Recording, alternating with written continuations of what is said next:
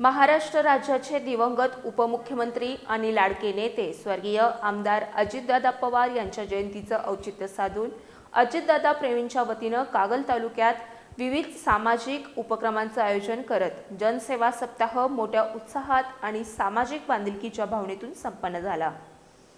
कागल तालुक्यात जनसेवा सप्ताहाअंतर्गत स्वर्गीय गणपतराव गाताडे बौद्धिक आश्रम विद्यालय कागल इथल्या लहान मुलांना वारकरी पोशाख आणि खाऊचं वाटप करण्यात आले। वारकरी वेशातील लहान मुलांच्या चेहऱ्यावरील आनंद या प्रसंगी ओसंडून वाहत होता। तसंच विद्यामंदिर बामणी इथं शाळेतील विद्यार्थ्यांना उपयुक्त शैक्षणिक साहित्याचं वाटप करण्यात आलं।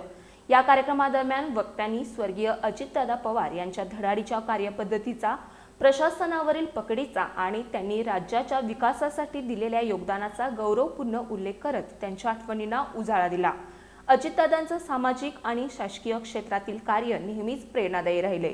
त्यांच्या विचारांचा वारसा पुढे नेण्यासाठी आणि समाजोपयोगी उपक्रम राबवून त्यांची जयंती साजरी करणं हीच त्यांना दिलेली खरी श्रद्धांजली आहे, अशी भावना उपस्थितांनी व्यक्त केली।